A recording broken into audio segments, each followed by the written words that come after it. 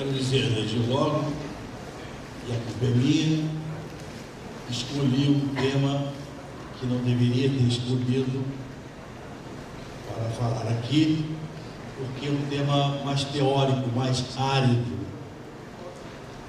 E eu vejo que a plateia é composta de 97% de estudantes. Estudante gosta mais de tribunal do júri, eutanásia, pena de morte, essas questões palpitantes, naturalmente, porque sabe opinar, tem posições, são controvertidas, isso motiva muito mais. Mas foi um desafio para mim mesmo, foi algo de caso pensado, porque eu estou cansado de falar sobre ação penal, condições para o exercício da ação penal, prisão e liberdade. No YouTube, inclusive começou tudo isso com o Pierre, nós temos lá mais de 20 ou 30 palestras. Na época ainda que eu tinha cabelo grande, usava rádio de cavalo e não tinha barriga. E palestras mais recentes também, que o Pierre colocou e eu, com vaidade, depois comecei a colocar também, né? Vamos ser sinceros. E com vaidade, eu estou dizendo para vocês também que dá uma olhada lá, quem sabe, podem gostar de alguma coisa. Mas é fato, vamos comprovar que eu nunca falei o que eu devo falar hoje sobre teoria do processo, natureza jurídica do processo. Nunca falei numa palestra, embora tenha um capítulo longo a respeito no livro que nós dois estamos reeditando aí, a 13ª edição. Eu vou procurar, por conseguinte, sendo um tema assim árido, dar uma configuração de uma espécie de uma aula descontraída e não uma palestra formal, procurando, por conseguinte, despertar para que o auditório tenha um aproveitamento mínimo do que vou dizer. Vou procurar fazer como Barbosa Moreira, o meu guru no processo, José Carlos Barbosa Moreira, sempre fez. Falar de coisas complicadas de forma muito simples. Eu acho que é aí que está o talento do jurista, do professor, etc. Como eu não tenho esse talento, talvez não atinja esse objetivo, mas vou tentar, né? Vou tentar. Eu vou falar sobre o processo. O processo penal é a espécie do gênio do processo. E é um dos temas mais importantes. Daí até o nome, direito processual. Né? O nome do processo, direito processual civil, direito processual penal, direito processual do trabalho. É um tema central, da maior importância. E é mal tratado, vamos usar essa expressão, ou pouco tratado, na doutrina mais atualmente e na jurisprudência mesmo, dos nossos juízes e tribunais. Hoje a doutrina, principalmente do processo penal, por questões as mais variadas possíveis, está toda em nível de manuais, um volume, até grossos hoje, mas um volume, não é um tratado, não é um curso, e não há espaço, pelo menos o autor pode se justificar, para aprofundar essas questões mais teóricas. E se falar bastante sobre jurisdição, sobre processo, sobre ação, e vamos para procedimento, prova, sentença, recurso, etc. Né? O que satisfaz o aluno que volta e meia está preocupado é com o concurso. Precisa me dar o OAB primeiro e depois os concursos. A coisa está se massificando um pouco. Eu queria que o Pierre depois me controlasse o tempo e até me avisasse, pelo menos 15 minutos antes, porque tem muita coisa para falar, evidentemente que eu vou conseguir esgotar o que gostaria de falar, mas advertido do tempo já vou comprimir um pouco e procurar falar pelo menos o que se acha mais relevante no final. Enfim, então o tema é maltratado. Os autores não estão mais se aprofundando a respeito disso. Os clássicos, mais ou menos abandonados pelo imediatismo, pelo pragmatismo do concurso, né? Eu tenho dito hoje não se tem mais cultura geral, se tem mais cultura jurídica, sem conhecimento especializado para resolver a vida de cada um. Essa é a verdade. E isso também nos tribunais, gente tem uma antipatia, viu, Rogério? Com a expressão consagrada, mas o feito. Vamos suspender o feito, vamos tirar o feito de pauta. Cadê o feito? Porque não está feito, nunca consegue fazer, não acaba. não seria fazendo do efeito, né? O SAI já no Código de Processo Civil tirou a palavra instância, justamente nas exposições de motivos, ele diz suspender a instância, a absolvição de instância. Olha, as coisas têm que ter um nome, as coisas materiais, microfone, e as categorias ideais, e as categorias jurídicas são categorias ideais, tem que ter um nome, para que no tráfico verbal a gente se entenda. O médico diz que eu estou com tal doença e o remédio é tal remédio. Não vai dizer uma doença com outro nome e dar um outro remédio com outro nome, né? No direito também é assim. Eu percebo que os autores de ciência política, sociologia, eles têm maior preocupação, logo no limiar do livro, dizer, vou usar a palavra burocracia no sentido de Max Weber, e usa entre aspas, vou usar a palavra sociedade civil no sentido de Gramsci, entre aspas. Então, aquela palavra tem aquele sentido, e aqui nós não, o direito. Que pretensão você está falando? Que sentido? Porque a pretensão é a vontade que o autor manifeste juízo e prevaleça o interesse dele em detrimento do interesse do réu. E eu exteriorizo pelo pedido. A prescrição não extingue a minha pretensão. Não, a pretensão de direito material, que Ponte Miranda fala, é exigibilidade. Ah, bom. A palavra representação pode ser uma representação como condição específica para a ação penal, nos crimes de prevenção, pode ser uma representação através do mandato, representação do advogado. As palavras têm vários sentidos. Já é ruim. Quando tem um sentido nisso, a gente começa a usar com vários sentidos, como um caos, uma torre de Babel. Então, a primeira questão, nesse ponto tem sido muito preocupante, é terminologia adequada, correta, né? Eu vou pegar o processo do cartório. Não, você vai pegar os autos do processo. E pega rápido, daqui a pouco o processo virtual você não vai ter mais autos para pegar, né? Senão não vai ter mais. São autos. Habeas corpus trancou a ação. Ou trancou o processo. Na Câmara que trabalhei, brincando com o desembargador que tinha intimidade, eu digo, o desembargador só trancou o processo, trancou a ação. Não, tranquei a ação. Por habeas corpus, mas então o processo segue. Não, não tem processo também. Se eu trancou a ação, é um processo. É a mesma coisa, Frank. Isso é a mesma coisa. Então, ação e processo é a mesma coisa?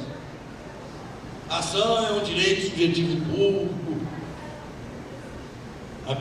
autônomo, abstrato, mas conexo a uma relação de direito material legado e manifestar em juízo da pretensão. Existem as condições para o regular exercício de mediação. A ação esteriliza uma pretensão. A ação é uma ideia, é uma categoria. Processo é outra coisa totalmente diferente. Totalmente diferente. Nós temos que tratar aqui. Eu não posso dizer que transação, que processo, que é a mesma coisa. O Supremo, recentemente, julga prejudicada a ação. A ação pode ser julgada prejudicada. Na verdade, o que houve é falta de interesse de continuar no exercício da ação, então tem que extinguir o processo sem julgamento de mérito. Não é julgar prejudicada a ação. Questão prejudicial é outra coisa. Essa falta de precisão criminológica, de tecnicismo, né, no sentido não vulgar, no sentido técnico, é realmente danosa. O que é o processo? Processo primeiro geral, depois o penal, que nós vamos falar, se houver tempo, vai haver um pouquinho de tempo sempre há. Muito se discutiu a doutrina, nós não temos tempo, os romanos diziam que o processo era um contrato. E tinha um sentido dizer naquela época isto, que o processo civil dependia de um acordo de vontades entre as pessoas em litígio, a lite contestasse, tomava um documento que determinava o objeto do conflito que o pretor ou o colegiado iria decidir. Então havia uma natureza privada, era privado, mas era um contrato. Os romanos diziam isso há muitos anos atrás, e até meados do século XVIII também se dizia isso. O processo é um contrato sui generis, que tem o juiz também, tem o terceiro, etc.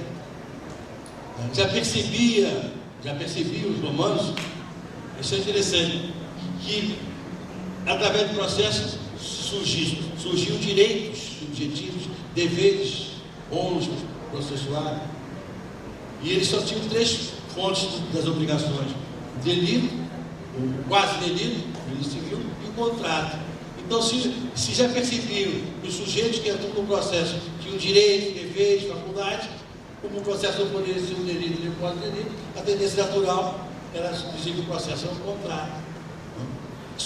Eu vou passar batido por isso, porque ninguém fala mais isso, mas a doutrina diz, não, os franceses, não é um contrato. A teoria é o seguinte, o processo é um quase contrato. Dizer que é um quase contrato não é uma teoria, é uma antiteoria. A minha coisa é dizer que isso aqui é um quase gato. Não, então não é um gato, é um cachorro. Dizer que o processo é quase contrato é o dizer que ele não é e não dizer o que ele é.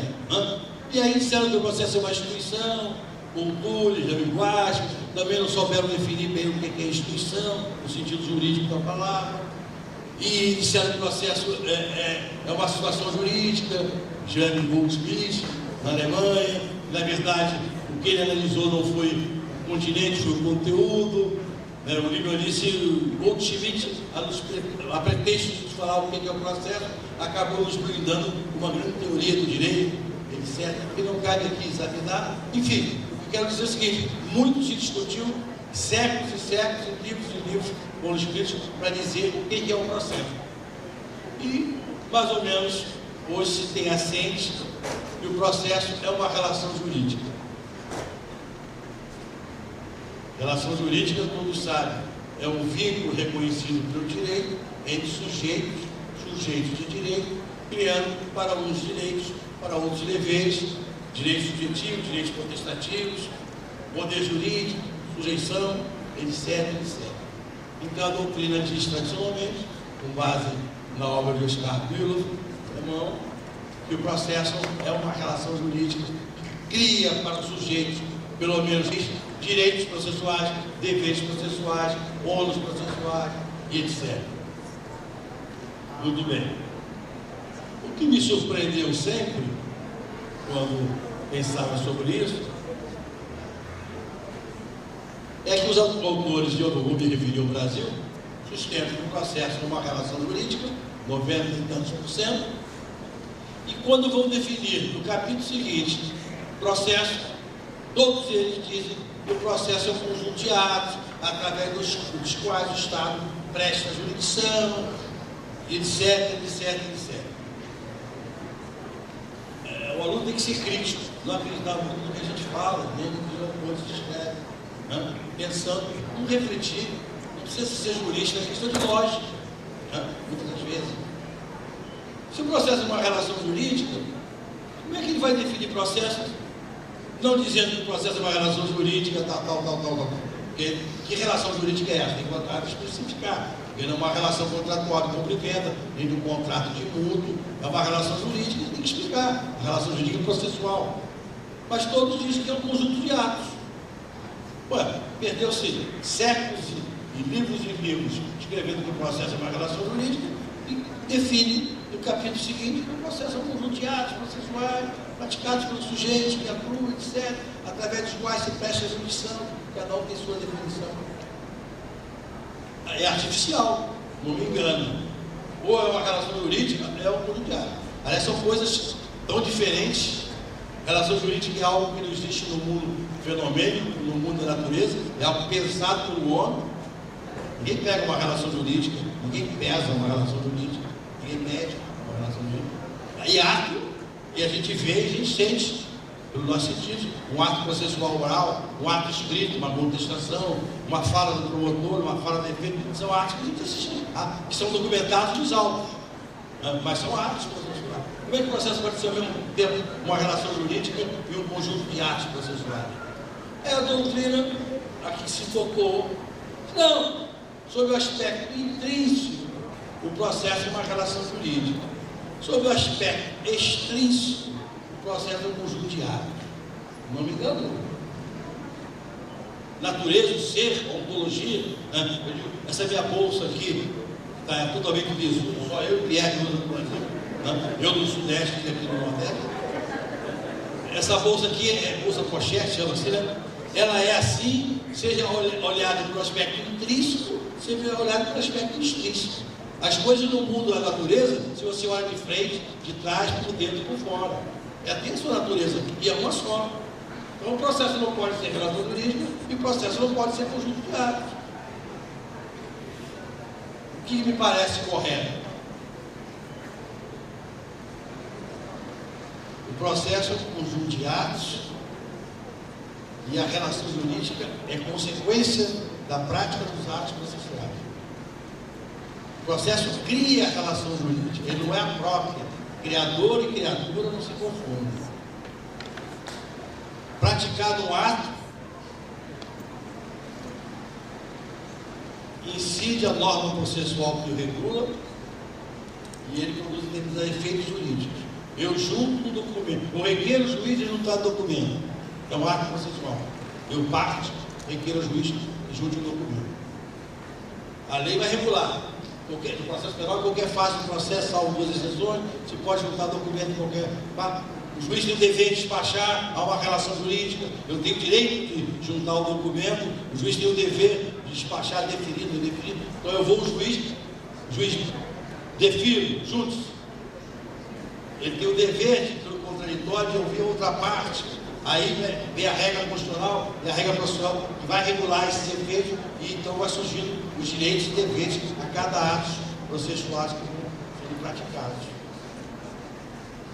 Quando eu atropelo alguém, o atropelamento de alguém não é uma relação jurídica, mas ele cria uma relação jurídica. Se foi culposo, eu passo a ter o dever de indenizar a vítima e a vítima lesionada passa a ser credora desse valor da indenização. Mas essa relação jurídica que estuda o atropelamento não se confunde com o atropelamento. O ato, a conduta humana de manifestar a vontade de juntar o documento, é um ato pessoal, determina deveres para o juiz, direitos para o réu, se manifestar sobre ele, etc. Cada ato processual, por isso que diz que é uma relação jurídica complexa, progressiva, dinâmica, processo, não é uma relação estática, mas é uma relação jurídica, não. O ato, o conjunto de atos, cria uma relação jurídica, cria vários direitos de dever, micro direitos de dever, microsistemas. Perceberam? Então me parece que é mais correto dizer que o processo é um conjunto de atos, que vou definir, que cria uma relação jurídica ou um conjunto de micro-relações, direitos, deveres, faculdades, ônus, obrigações, etc., para os sujeitos que atuam nele. Muito bem. Como é que você definiria o processo, então, Afrânio? Eu diria, cada autor tem a sua preferência. O processo é um conjunto de atos agrupados de forma sistêmica, se podia usar a palavra orgânica, sistemática e teleológica. O processo é um conjunto de atos sistemático e finalístico, teleológico, através dos quais se presta execução, vale dizer, se satisfaz pretensões, ou vale dizer, se julga ou se dá atuação prática a uma decisão já prolatada. É um conjunto de atos através do qual se presta jurisdição. Aí você poderia dizer, mas não é artificial dizer que o processo, uma categoria, é um conjunto de atos, que são vários? Não tendo em vista essas expressões, essa expressão sistêmica, orgânica e teleológica. Por exemplo, estou falando aí como se fosse uma aula na graduação. O automóvel. O automóvel é um ser só, é uma coisa só. Eu compro, eu vendo o automóvel, eu alugo o automóvel. Mas o automóvel não é um conjunto de peças, não. Pneus, rodas, paralama, para-brisa, motor, caixa de marcha. Se você passa em frente a um ferro velho, aqui se usa a expressão ferro velho, enquanto essas peças todas ali colocadas, de cambulhada, você não vê um automóvel. Olha lá um paralama bem conservado, podia comprar um ferro velho barato, olha lá um pneu. Mas quando essas peças, esses seres individuais, estão juntos, agrupados, sistematicamente, tendo em vista um fim pré-estabelecido, servir de locomoção, você já não vê mais 4 pneus, 4 rodas, um para-brisa, você já vê um automóvel. Eu não vou na agência de automóvel dizer que quero comprar 4 paralamas, 4 rodas, eu quero comprar um automóvel. É um ser que não se confunde com a soma dos outros que o compõem. E assim eu posso ver um processo. Processo é petição inicial, denúncia, né? Contestação, defesa prévia no processo penal, sentença. Eu posso estudar cada uma dessas peças em separado, eu não posso ver um paralama, um para-choque, etc. Mas se eles estão agrupados de forma sistemática, ele viu um fim pré-estabelecido, eu já vejo o processo de conhecimento, eu já vejo o processo de execução, eu já vejo o processo tutelar, já não vejo mais citação, sentença, depoimento, testemunho, etc. Perceberam? Então não é artificial você ter um ser, seja material, seja categoria jurídica ideal, que se compõe de outros seres, que somados criam um outro ser de outra natureza. Por isso eu falo de processo de conhecimento, processo tutelar, processo de execução. E ele cria relações jurídicas. Sendo um ser, ele tem pressupostos de existência. Ser material, repito, ser cultural, ideal. Quais são os pressupostos de existência do processo? Juiz, órgão jurisdicional. Sem juiz pode ter um júri simulado na faculdade, mas não tem processo. Partes, autor e réu, minimamente, podem ter sujeitos terceiros, mas minimamente partes. E pretensão, diria eu, ou demanda, que é o ato de ajuizar a pretensão. É interessante perceber que a doutrina tradicional brasileira, não só brasileira, mas universal, trabalha sempre com a ideia de lide. Já ouviram falar na faculdade de lide? Da pretensão de um e resistência do réu. A coisa é para valer, o processo não é fácil de conta. Hoje, vou até abrir um parênteses. Hoje, veja bem, veja, não tem punição punitiva repressiva, promotor mão pesada, nada disso. Eu era promotor, tem 15 anos no Júri da Capital do Rio de Janeiro e era o que mais pedia de solução lá em plenário. Não é isso. Mas as coisas têm que ser sérias. Não há juiz mão pesada e juiz liberal. Promotor mão pesada e promotor liberal. Há juízes e há juízes maus. Juiz liberal e juiz ruim. Juiz mão pesada e juiz ruim. Tem que ser justo. Procurar o equilíbrio. Não sei se conseguimos o equilíbrio. Nós temos que procurar o equilíbrio. Eu estava num debate em Recife semana passada aqui, está no YouTube também, já botar, um advogado muito bom, né? Eu fui até um pouco contundente, delicado. Eu falei, nunca vi um advogado, é verdade, eu nunca vi um defensor público advogado, num congresso jurídico, sustentar uma interpretação, uma tese, uma revogação, que não seja liberal a favor da defesa. Eu nunca vi. E lá estavam dois promotores sustentando teses muito favoráveis para a defesa. Lógico que tem promotor lunático aí que tem condenado todo mundo, tem todas as discussões. Mas foi lá, era branco, eu vice-versa, e até absolver. Pode chegar, não sei. O juiz não pode o juiz ouvir o Manuel, se foi ele, segundo dizem, a pessoa que viu o crime. Ele não pode produzir prova, isso é prova do sistema inquisitorial, do sistema do Estado de instrução, etc. Isso compromete a imparcialidade do juiz. Ele quer apostar no processo de eficiência. Né? Dá-se até um exemplo, Marcelo já usou, eu uso sempre, né? Suponhamos que haja um crime aí rumoroso, com repercussão social, e saia de uma câmara de segurança, filmou tudo e saiu no Jornal Nacional, na véspera do juiz da sentença. Até ele viu na televisão. O cara, aquele réu atirando, matando, ele viu. Ele vai dar a sentença no dia seguinte.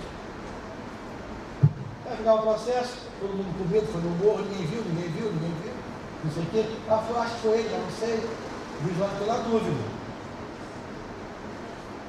Mas eu vi na televisão que foi ele ontem.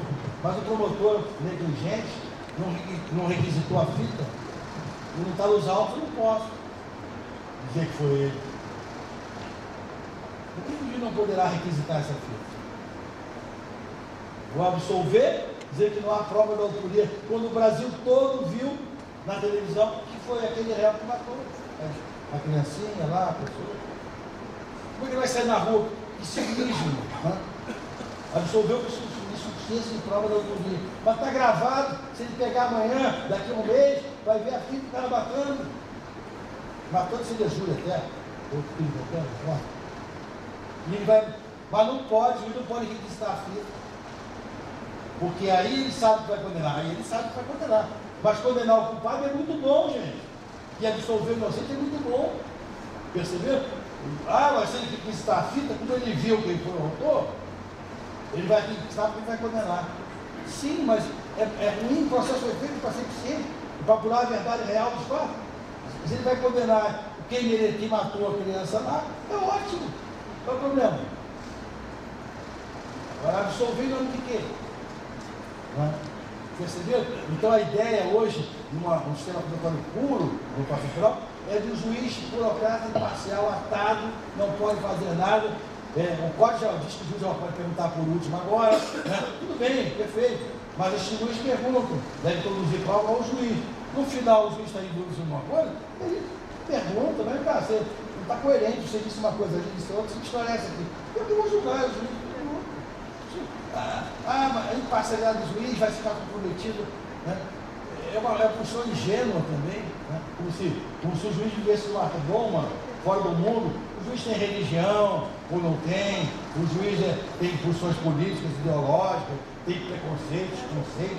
O juiz é um homem histórico, está na sociedade, né? Ele sabe das coisas também. O juiz vê televisão, é influenciado pela televisão, pelo jornal. Não é por aí. Eu até falava, né, no comarca do interior, às vezes vai no mesmo carro, juiz, promotor e defensor. Até divide a gasolina, eles vão lá viajar juntos. Vão conversando. Não é isso que vai. O juiz não vive fora do mundo, ele não chega de Marte para julgar o outro cara. Ele está aí, sabe? O oficial de justiça buzina no ouvido dele, lá na comarca do interior, as pessoas falam lá no hotel que ele está. Isso faz parte. Né? Porque ele tem que ser imparcial, ele está longe das partes, ele não tem interesse pessoal dele de condenar ou absolver ninguém. Ele não conhece o réu, ele não conhece a vítima, não vai ganhar dinheiro por isso, não vai ser promovido por aquilo, ele não tem interesse. Mas o juiz é um ser que foi feito para as pessoas fazerem a cabeça dele. Está ali para a pessoa, né? O juiz senta na cadeira, o promotor fala, depois a defesa fala, depois o oficial de justiça fala, depois a mulher dele em casa fala. O Papa fala, o juiz tem que ser imparcial. Isso é uma ingenuidade, né? O juiz que quer dar prisão preventiva não pode julgar, o juiz que quer ser denúncia não pode julgar, o juiz que denunciou não pode julgar. Isso é ingênuo demais, não é isso que compromete a imparcialidade do juiz, né? Mas isso eu estou divertindo você, porque isso é o que está hoje colocado nesses manuais aí, né? Autores com base no desvirtuamento do garantismo penal em Ferradioli, né? E não é isso, né? Garantir direitos individuais, sim, evidentemente. Ninguém quer um processo em contraditório, sem a defesa, ninguém quer um processo com o juiz impedido, suspeito, devido ao processo legal, todo mundo quer, mas não levar ao extremo de modo a inviabilizar o processo. O processo, além de ser uma garantia das garantias constitucionais, o Estado por não punir administrativamente, mas processualizar a sua pretensão punitiva, ele também é um instrumento de aplicação da lei penal. Não um instrumento para não aplicar a lei penal. Ele é um instrumento para aplicar a lei penal. Ele foi feito para isso. Se desaparecer o Código Penal amanhã, por hipótese utópica, o processo penal vai ser mentido. Ele é instrumento para aplicar o direito penal. Os valores, acasalhando os valores dos outros que estão na Constituição. Bom, evidentemente que acabei falando muito rápido e ficou um pouco assistemática a exposição, mas agradeço de qualquer maneira a atenção. Nosso amigo ali não dormiu, né? Dessa vez. Tá atento. Eu falei para ele lá brincando, numa palestra na semana passada, eu dormi e o Pierre me derrubou. Eu estava lá na frente, né? Mas eu não tinha apneia, eu dormi mal, talvez e tal. Mas o meu medo hoje era eu dormir na minha própria palestra. Obrigado. Valeu.